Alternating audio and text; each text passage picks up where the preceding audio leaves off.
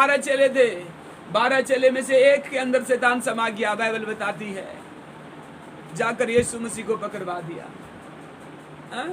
चेले थे ना 12, उसको विश्वासी में से अलग होना चाहिए पकड़वाने वाला, लेकिन ऐसा नहीं था। बल्कि कौन था? जो चेले हैं वो भी 12 में से एक है। उसको ऐसा किया, उसके अंदर शैतान इन किया। क्या कारण था शैतान इन करने के लिए उसके अंदर?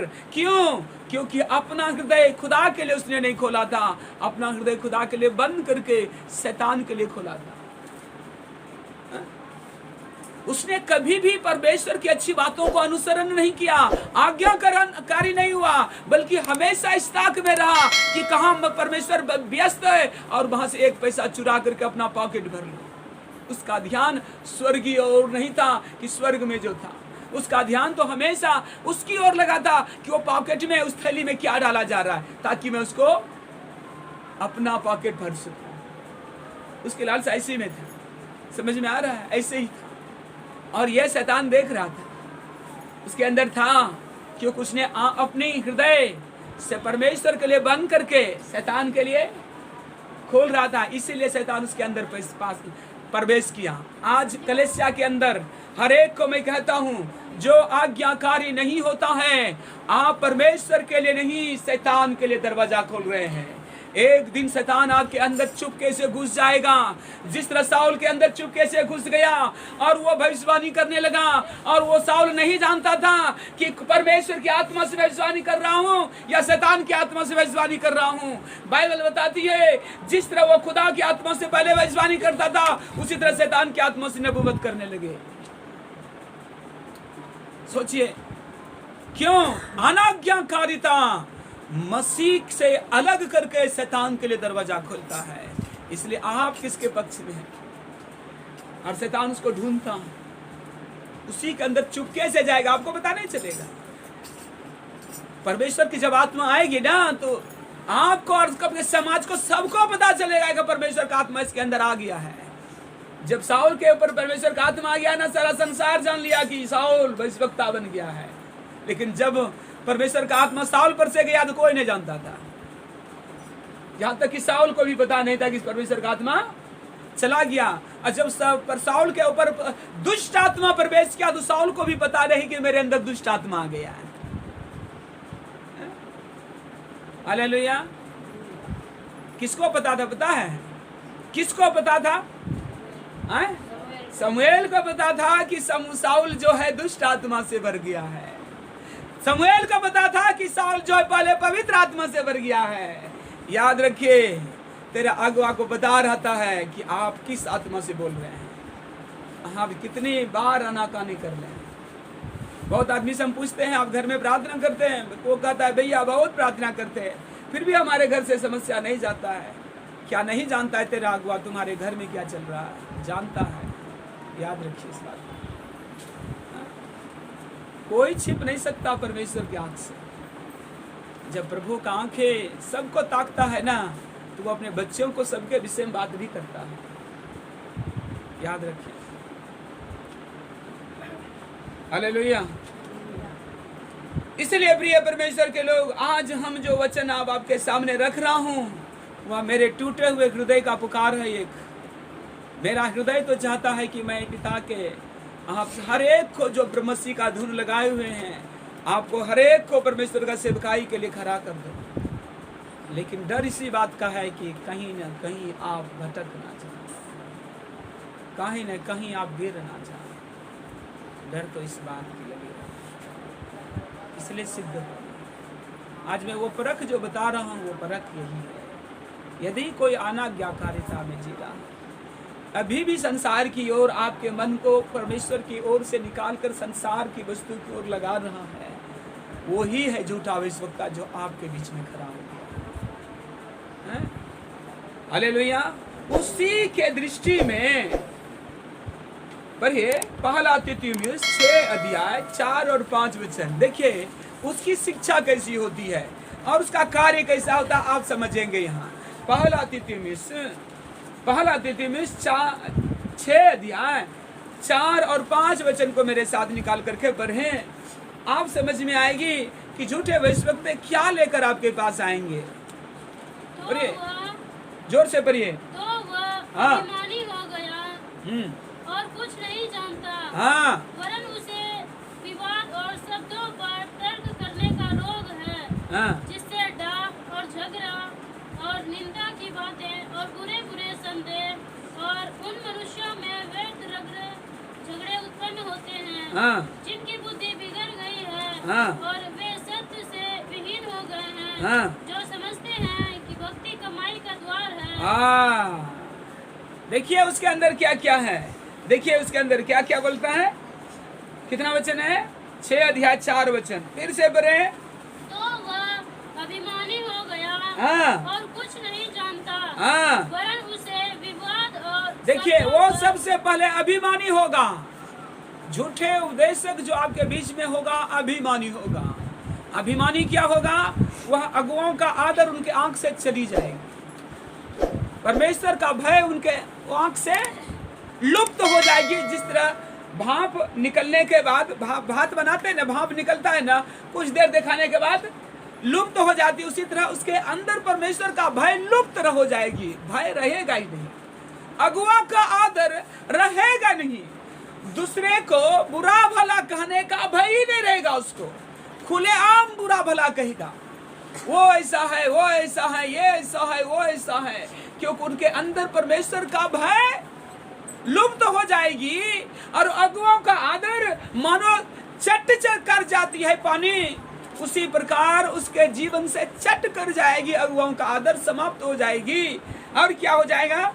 और कुछ नहीं जानता, और 4वां वचन, वह तो अभिमानी हो जाएगा और वो कुछ नहीं जानता है, वरना वो विवाद करने के लिए तर्क वितर्क करने का उसके अंदर रोग लग जाएगा, वो डाह करने लगेगा, वो आपके अंदर झगड़ा उत्पन्न करने लगेगा, आपको निंदा करने वाले हो जाएंगे, वो निंदा करने वाले होगा, वो बुरे बुरे संदेह करेंगे और उन मनुष्य में व्यर्थ झगड़े उत्पन्न होते हैं, जिनकी बुद्धि बिगड़ गई है, वह सत्य से विहीन हो गए हैं, जो समझते हैं कि भक्ति कमाई का द्वार है।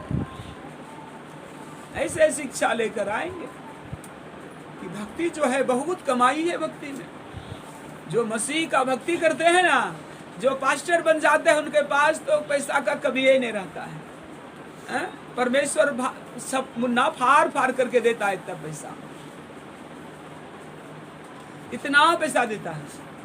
एक बार तुम भी पास्टर बन जाओ, तुमको भी मुन्ना फाड़ करके पैसा मिल देगा। ऐसी ऐसी शिक्षाएं बताए ना, उसका हर एक शिक्षा में परमेश्वर के प्रति जो आशा है कि स्वर्ग में मुझे मिलेगा। कल ना एक वीडियो उस पर आया था फेसबुक पर, उसे मैंने देखा।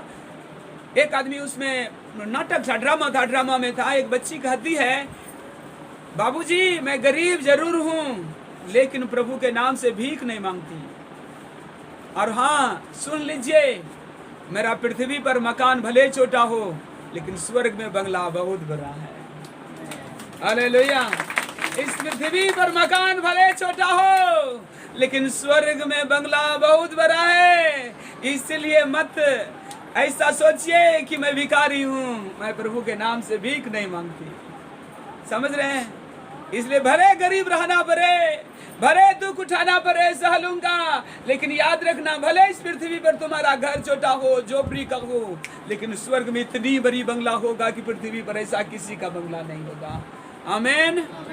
ताली बजा के महान प्रभु को धन्यवाद करें। ऐसा आपके हृदय में प्रेम स्वर्ग के पिता की ओर से आता है, ऐसा ही प्रेम आपके अंदर रहना है। भले पृथ्वी पर हमारा मकान छोटा हो, एक ही झोपड़ी में हमको बाल बच्चे सब लेकर रहना पड़े, ना बंगला ना गाड़ी हो, लेकिन हम जानते हैं जो खुदा से प्रेम करता है, उनके लिए सभी बातें मिलकर भलाई को उत्पन्न करता है। इस छोटे घर में रह जाएंगे, छोटे एक कमरे में जीवन बिता लेंगे। नहीं चाहिए इस पृथ्वी का ऐसो आराम जो परमेश्वर से अलग होकर के जीते हैं। ऐसे लोग जो खुदा से प्रेम करते हैं, उसका तो मुंह में एक ही शब्द रहेगा, मुझे यहाँ के धन नहीं, मैंने तो इसीलिए यीशु को अपनाया है ताकि स्वर्ग में मेरा जो बंगला है ना, मेरा यीशु तैयार करने गया है। एक दिन मैं जाऊंगा, उस दिन मुझे सारी कमाई मिलेगी। वो मेरा परमेश्वर तो एक दिन सारा कमाई देगा। उस महान परमेश्वर के आनंद के लिए धन्यवाद करें। कितने लोग आनंदित हैं, प्रभु को धन्यवाद करें। धन्यवाद मेरे महान पिता परमेश्वर। लेकिन संसार के लोग क्या करेंगे? आपको स्वर्ग का आनंद छीन लेने के लिए कोशिश करेगा। स्वर्ग में कुछ नहीं है, जो कुछ है इसी पृथ्वी पर है। अरे पृथ्वी में सुख नहीं मिला, पृथ्वी में घर नहीं मिला, तो स्वर्ग में क्या बताने क्या मिलेगा कि नहीं मिलेगा। ये झूठे भविष्यवक्ता आपके अंदर डालने के लिए कोशिश करेंगे। यही तो बात आपको परखना होगा। और वो कौन होंगे? कोई वो विदेश से आए हुए लोग होंगे क्या? वो स्वर्ग से फरिश्ते आ जाएंगे नहीं। ऐसा कहने के लिए कई वो दुष्ट आत्मा बड़े बड़े सिंह लेकर आ जाएंगे? नहीं जी, ऐसा नहीं आएगा। बल्कि वो कौन होगा? वो हमारे बीच में से खड़ा होगा, हमारे बीच में से निकलेगा। याद रखें। बाइबल पढ़ेंगे, पढ़िए।